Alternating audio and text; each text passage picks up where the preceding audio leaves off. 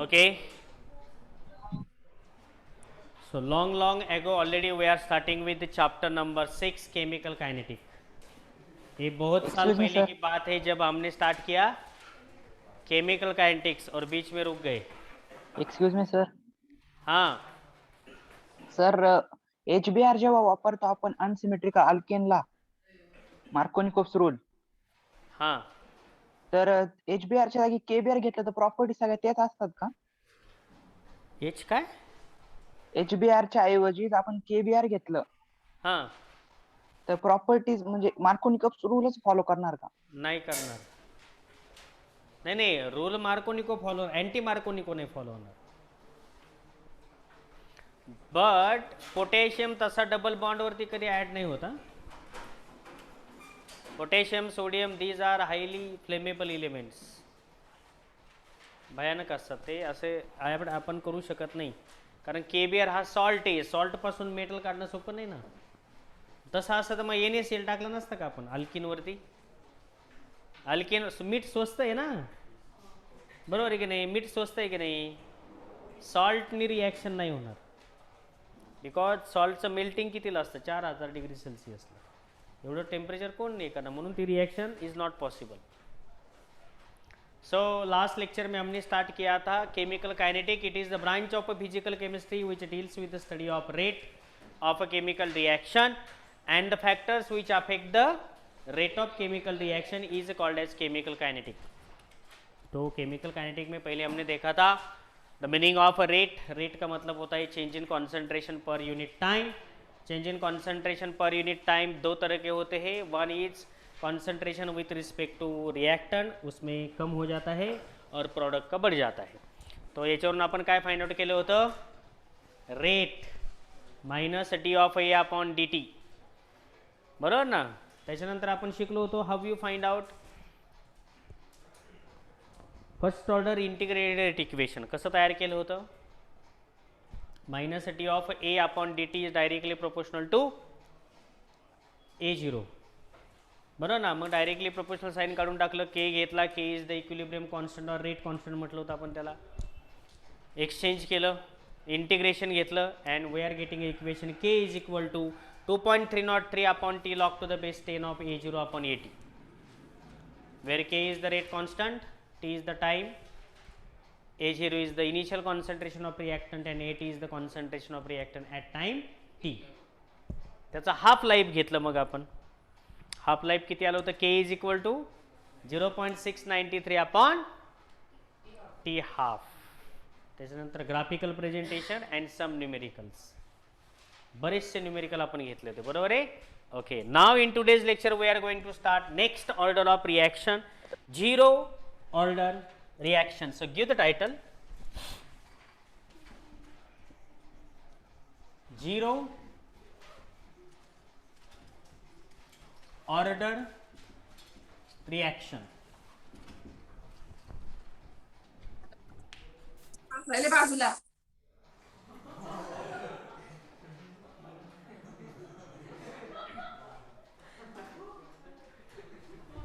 Zero order reaction. आता ते लेक्चरला कोण कुठं बसलेलं असतं आपल्याला काय माहिती. ते तिथे यांच्या समोर कोणीच राहिलं असेल, त्यांना म्हणले असेल वैरे बाजूला.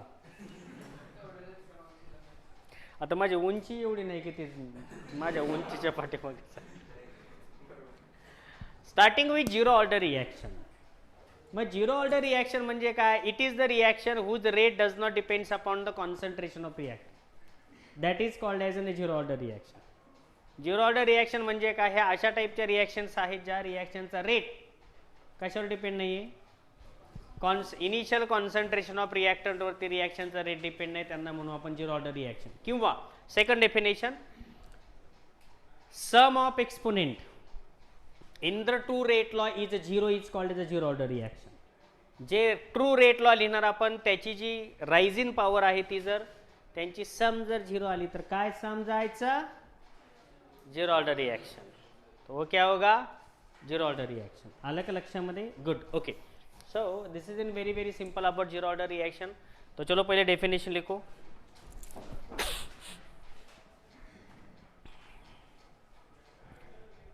It is the reaction.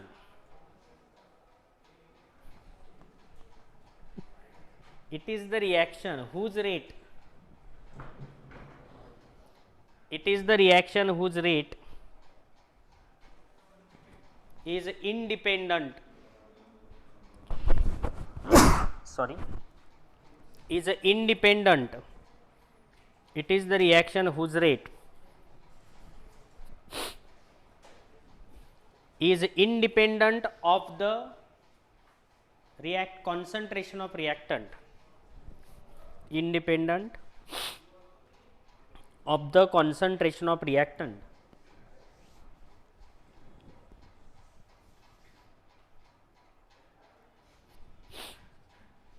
Is called as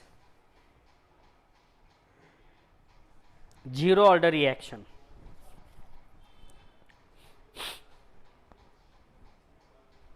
Is called as zero order reaction.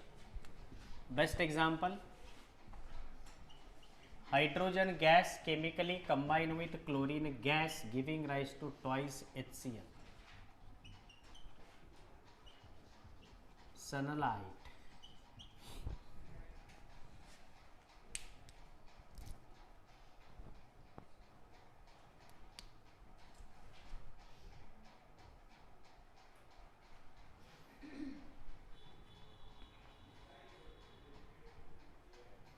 True rate law.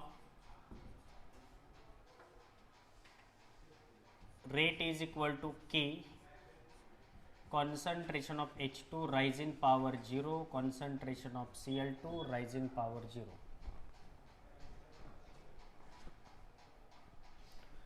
Order 0.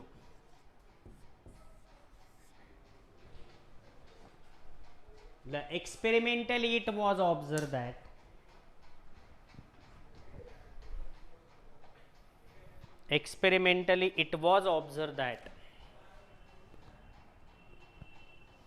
rate of this reaction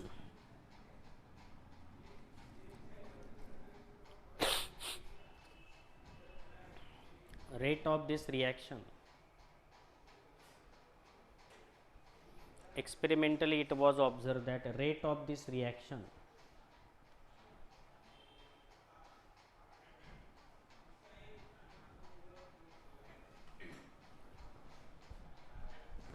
does not depends on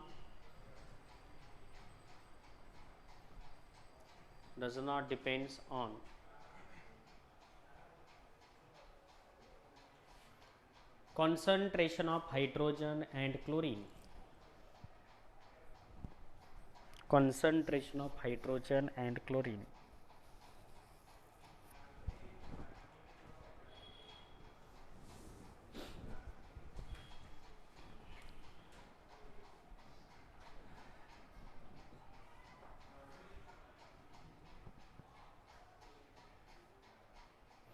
Hence it is zero order reaction.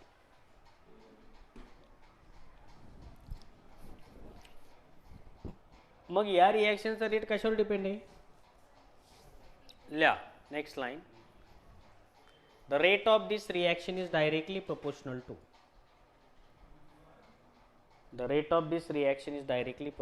to intensity of sunlight.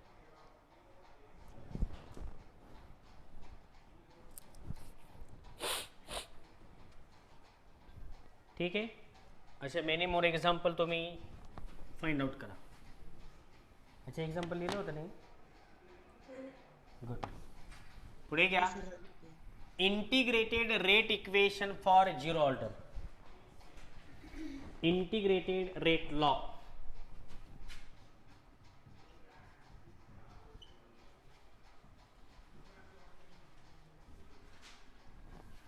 ला consider अ chemical reaction. माझ्या बरोबर लिहा. Consider a chemical reaction.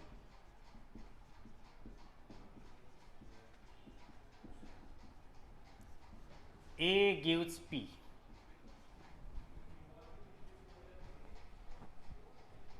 Let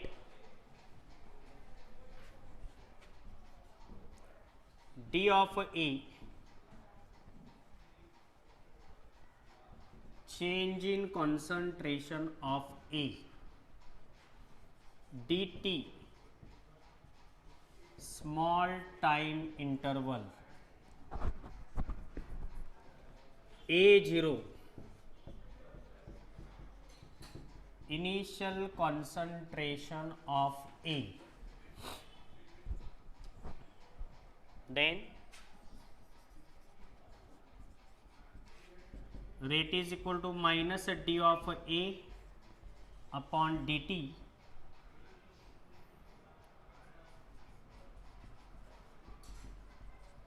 according to rate law. Minus d of A upon dt is directly proportional to A0, rise in power 0. Why I am writing rise in power 0?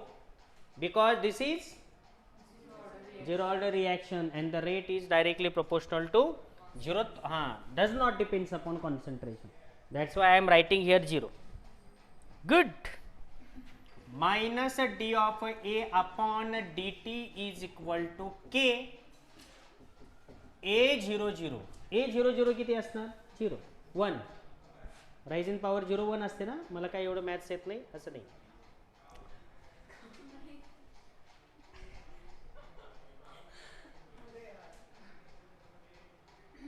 ए ची rise in power 0 म्हणजे 1 1 1 जी तुमची चालू आहे. Minus D of A upon D T is equal to K. झाली दिवाळी सुरू. आता D टीला तिकडे न्या, त्याला काही काम नाही इकडे. आता नाही का तुम्हाला काही इथे काम नाही, घरच्यांनी बोलल तुम्हाला. आता कोणत्या घरी जाणार आहे ती गोष्ट वेगळी. के into D T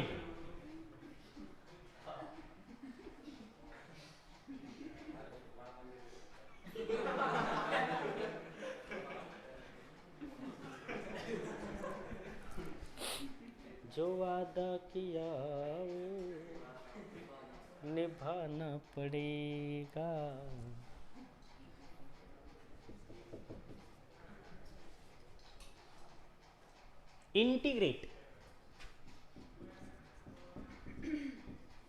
integrating equation 1 within limit. A चं लिमिट घ्यायचं A0 टू AT आणि T चं लिमिट घ्यायचं 0 to T. A0 to AT of minus D of A is equal to integration 0 to T of KT.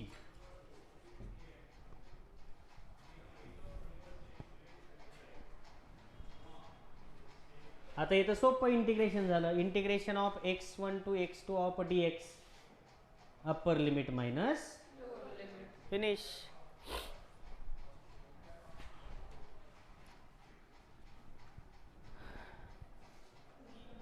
AT minus A0 upper limit minus lower limit करणार ना आपण. Minus आहे ना, मग हे माइनस आणि हे माइनस माइनस प्लस होणार. असू दे बेटा, हे माइनस आधी तिकडे न्यायचे का. बर ओके. न्या A0 AT of DT D of A is equal to इकडे घेऊ minus K 0 to T of DT.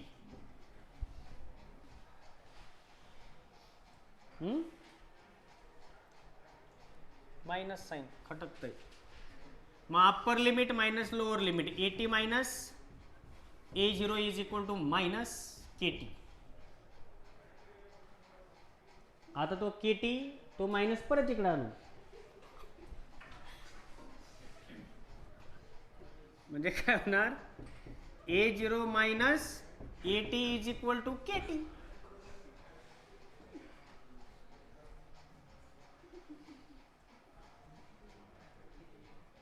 परत इकडे नाही. Control control K is equal to A0 minus AT upon T. Make a square bracket.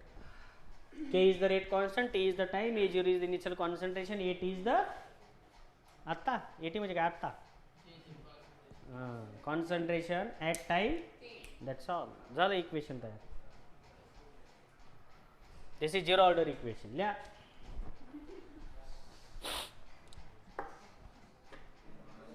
मध्येच मला बास कोणीतरी आवाज होतो असा बास म्हणजे नुसता बास पाहिजे का ट्रबल पण पाहिजे काय पाहिजे का हां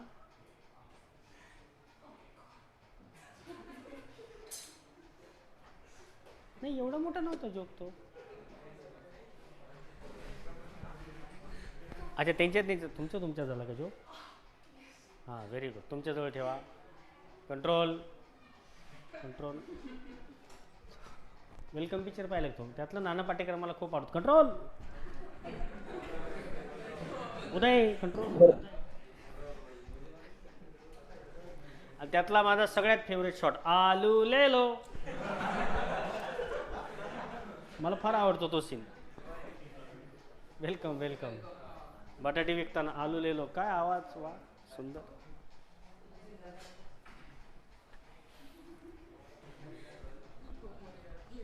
सर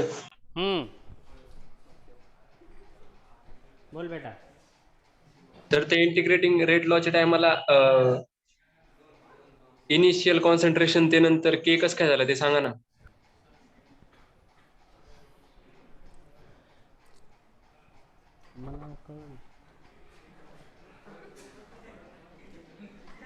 हे पहा consider chemical reaction A gives P इथपर्यंत समजले रेट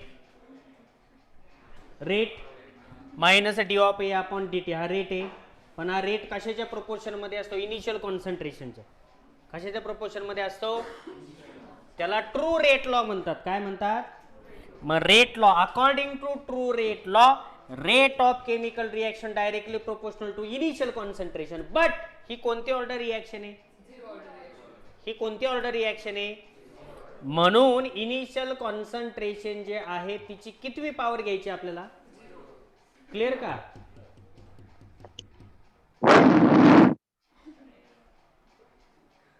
हो सर कळलं ना हे झिरो का घेतलं हो because this is zero order reaction तू घरी पोचली काय गुड इथेच राहा नीट मारा लिहा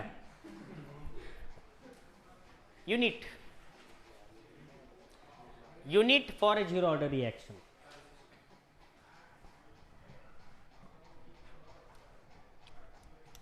आता काय येणार unit you become NEET A0 म्हणजे कॉन्सन्ट्रेशन कशामध्ये मोजतात मोल per dm cube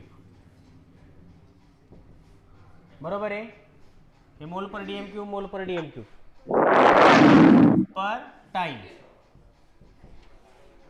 per time so this is the unit ए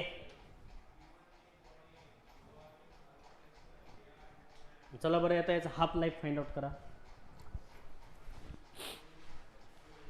कोण सॉल्व करते पाहूया हाफ लाईफ कसं सॉल्व करणार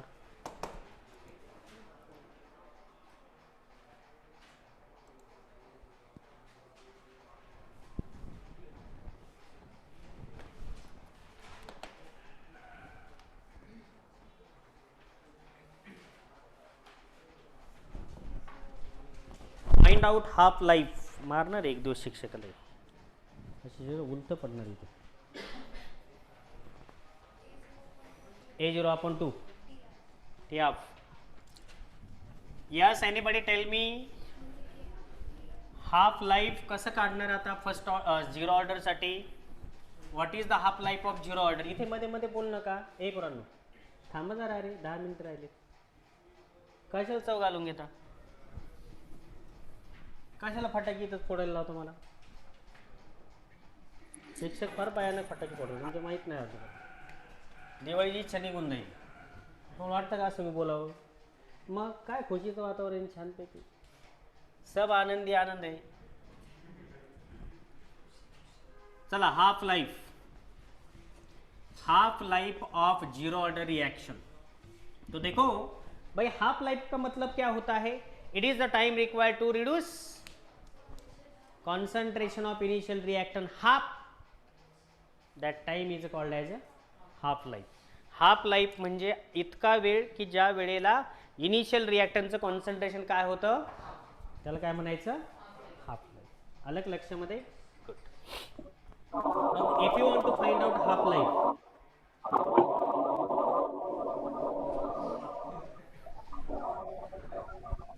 यश बांगर घोरायला लागलेत. यश बांगर,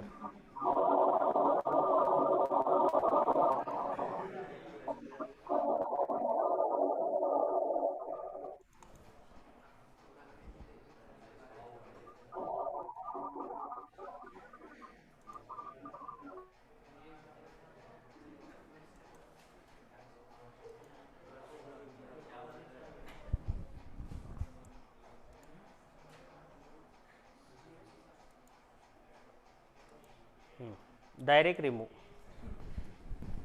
आपल्याकडे ॲक्शनच ती असते.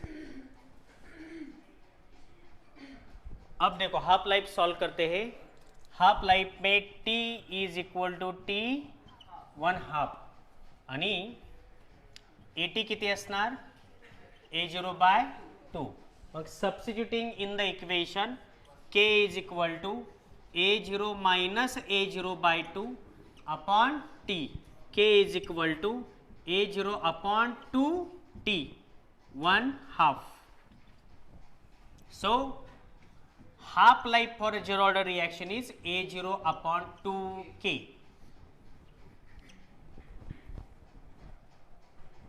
This is half life. ह्याच्यात सुद्धा युनिट येतं, moles per decimeter cube per time. This is the half life of zero order reaction.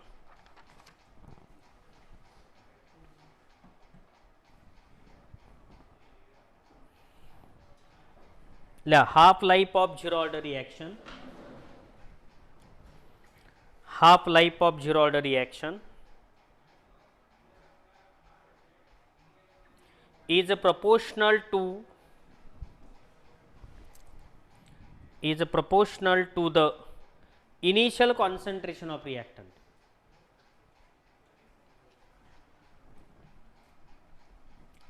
Is proportional to the initial concentration of reactant.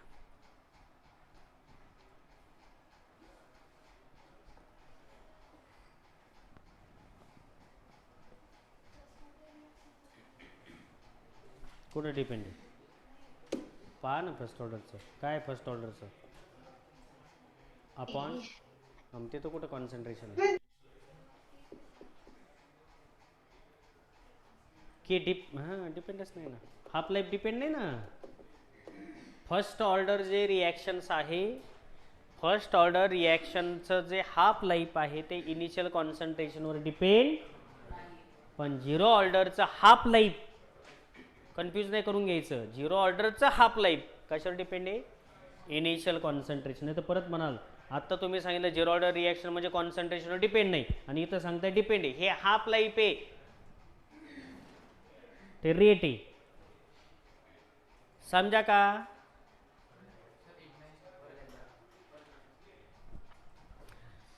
Half life of first order. Half life of first ऑर्डरचं काय equation आलं होतं? t1/2 is equal to 0.693 upon k. इथं कुठं concentration term दिसते का? म्हणजे half life of first order does not depends upon initial quantity. म्हणजे कसं? उदाहरणार्थ तुम्ही युरॅनियम नावाचा इलेमेंट घेतला, त्याचं 1 ग्रॅम सॅम्पल घेतलं, अर्धा किलो सॅम्पल घेतलं आणि 1 किलो सॅम्पल घेतलं, 3 सॅम्पल घेतले. आता डिसइंटिग्रेशन होणार आहे त्याचं स्टार्ट, बरोबर ना? Spontaneous reaction, radio active reaction. मग त्या युरॅनियमचं जे हाफ लाईफ आहे ते हाफ लाईफ किती आहे? 1634 इयर. मग तेच हाफ लाईफ 1 ग्रॅमचं असणार, तेच हाफ लाईफ अर्धा ग्रॅमचं असणार, तेच हाफ लाईफ 1 किलोचं असणार. हाफ लाईफ बदलला का क्वांटिटीनुसार? जसं बॉइलिंग पॉईंट आहे, 1 ml पाण्याचा बॉइलिंग पॉईंट किती? 100. आणि 1000 लिटरचा बॉइलिंग पॉईंट किती? बदलला का तो? Boiling point does not depends upon the quantity. म्हणून बॉइलिंग पॉईंटला कोणती प्रॉपर्टी म्हणतात? Intensive property. असू द्या, असू द्या, थर्मोडायनॅमिक्स असू द्या, तुमच्याजवळ असू द्या. हां व्हेरी गुड. मग तसंच आहे बाबांनो की फर्स्ट ऑर्डर जे आहे, फर्स्ट ऑर्डरचा हाफ लाईफ कशावर डिपेंड आहे का? मग तुम्ही सबस्टन्स 1 ग्रॅम घ्या, 1 किलो घ्या, 100 किलो घ्या, हाफ लाईफ तेच राहणार. कळलं का? पण झिरो ऑर्डरच्या हाफ लाईफच्या इक्वेशनमध्ये कोण येऊन बसले? A0 अपॉन, थोडक्यामध्ये काय, half life of zero order reaction is proportional to initial concentration of the reactor. कळलं का? असं प्रत्येकाचा हाफ लाईफ बदलणार. तुम्ही सेकंड ऑर्डर घेतली की अजून बदलणार, थर्ड ऑर्डर घेतली की अजून मग वेगळे येणार. ओके, करायचं याचं ग्राफिकल प्रेझेंटेशन घ्या. Graphical presentation of zero order reaction. Graphical presentation of zero order reaction.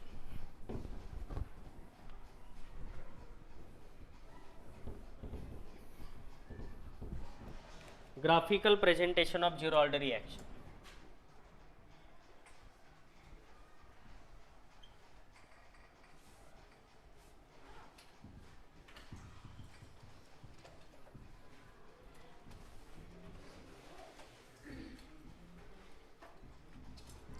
Graphical presentation of zero order reaction. काय झालं बेटा तुला हसायला? काही होते का? तो काय म्हणला? काय काय हो रहा है? काय झालं? कुठं भेटतो? युरेनियम. युरेनियम कुठं भेटतं? अजून एक प्रकरण आत्ताच पाहिलं ना तुम्ही टीव्हीवर, त्याच्यापेक्षा भयानक प्रकरण होईल. युरेनियम माहिती आहे का? युरेनियमचा सगळ्यात रिच सोर्स कुठे? बिहारमध्ये. बिहारमध्ये आणि झारखंडमध्ये युरेनियम थोरियमच्या साठी. तुम्हाला माहिती आहे का 1 ग्रॅम युरेनियम किती? 1 ग्रॅम युरेनियम जर बर्न केला तर किती एनर्जी मिळते माहिती आहे का?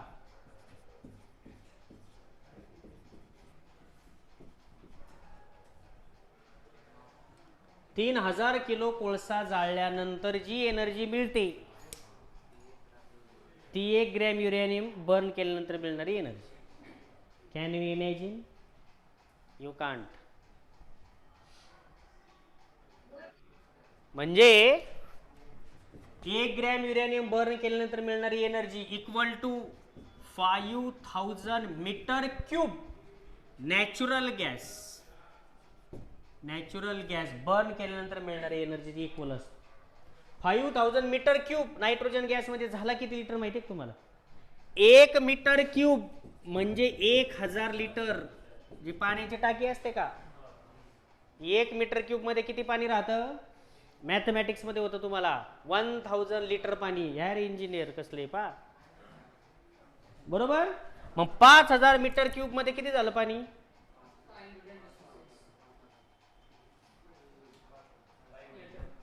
किती लिटर? 5 लाख का 50 लाख का 5 कोटी?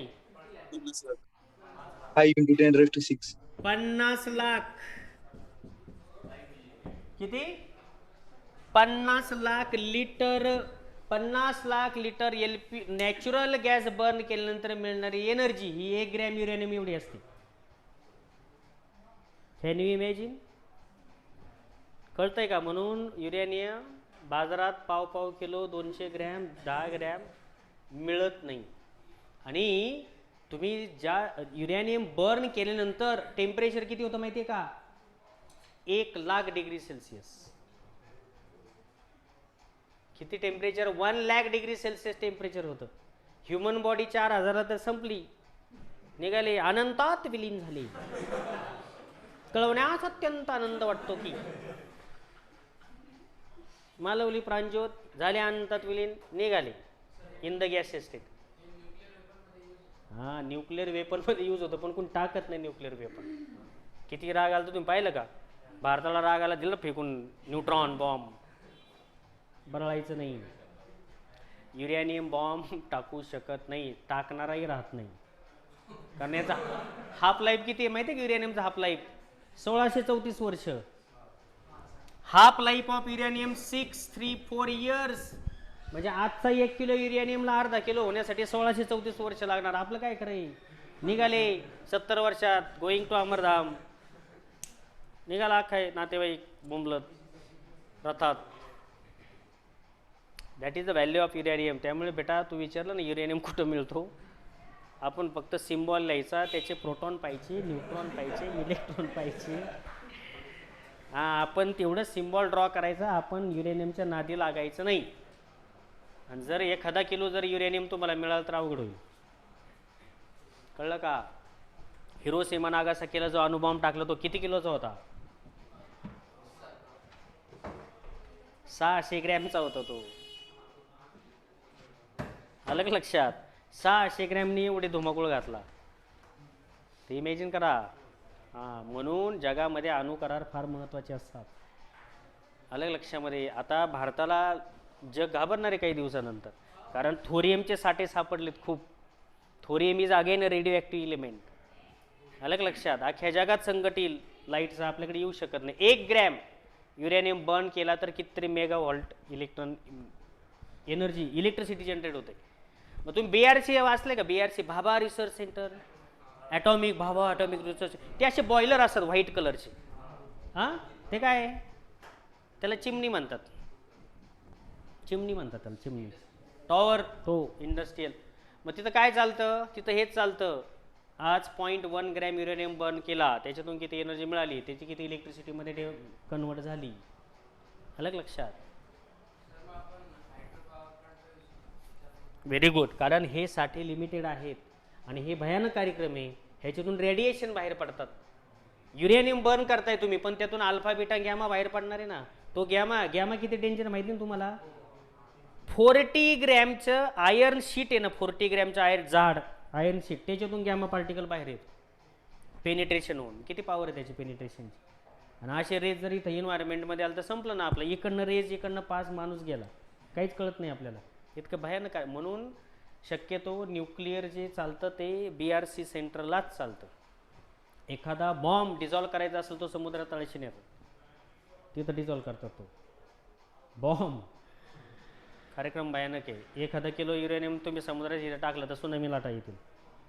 हा इच म्हणून विषय निघाला म्हणून सांगितलं. जास्तच बोलणं झालं. चला आपलं हे राहून चाललंय. घ्या graphical presentation of zero order reaction. हे लक्षात ठेवा. 3000 किलो कोळसा, 3 टन कोल म्हणजे 1 ग्रॅम युरेनियम. मग काय सॅटेलाइट पाठवतात रॉकेटमध्ये, काय रॉकेल भरतात का? काय असतं? हां, हायड्रोजन फ्युएल असतात ते. आलं लक्षात. फ्युएल जे असतात ना, सॅटेलाइट लॉन्च करणारे रॉकेट असतात, त्याच्यामध्ये हे फ्युएल असतात. त्याच्यामध्ये आपण नॅचरल गॅस ते भरलं तर किती मोठं टँकर पाठवावं लागेल आणि वरती पेट्रोल पंप काढावे लागतील. वरून फोन यायचा, काय कुठं आहे? थांबलोय सर, ते डिझेल भरतोय. त्याच्यात काटा मारला तर सॅटेलाइट खाली पडायचा भारताचा. भारतात ना. हां, त्यांना सांगायचं 1000चं डिझेल टाकून तो 500च टाकायचा. सॅटेलाइट खाली. का हो मॅडम?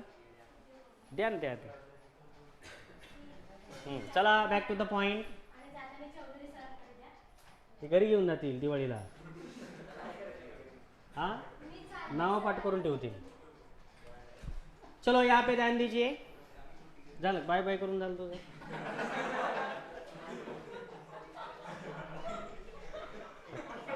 कोणाला बाय बाय करावं?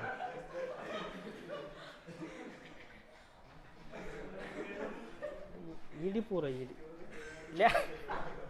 ल्या AT इज इक्वल टू बोल नका आता. AT is equal to equation लिहा ना आपलं झिरो ऑर्डरचं इक्वेशन लिहा. AT is equal to -KT plus A0. ग्राफचं इक्वेशन काय? ग्राफचं equation y is equal to काय तुमचं ते mx ना, mx प्लस c होऊ शकतं ना. हा m, हा x आणि हा c होत आहे ना.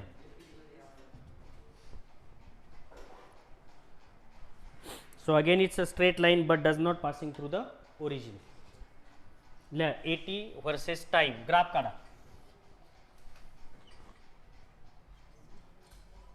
AT versus time graph is like this.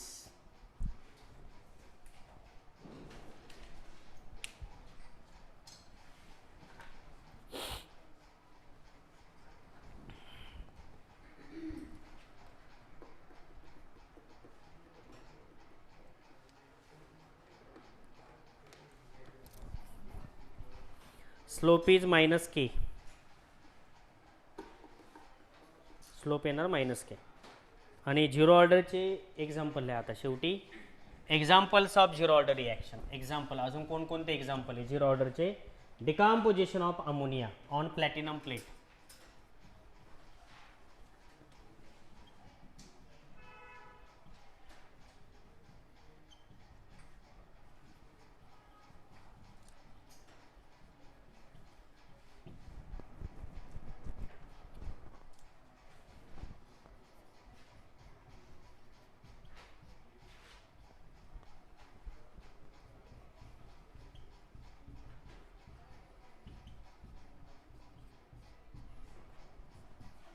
True rate law,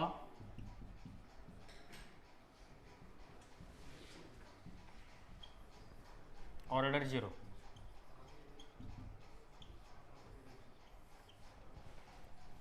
म्हणजे याही रिॲक्शनमध्ये यांनी ऑब्झर्व करून पाहिलं की या रिॲक्शनचा रेट कशावर डिपेंड नाही आहे? कॉन्सन्ट्रेशनवरती.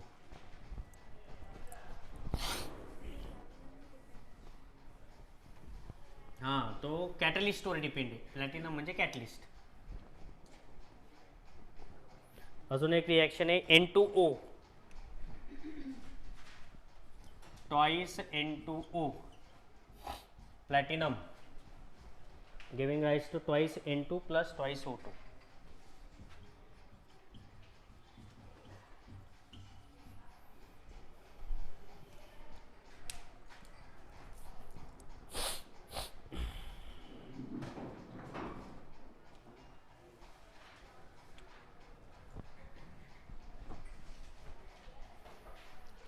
So this is the very short story of zero order reaction.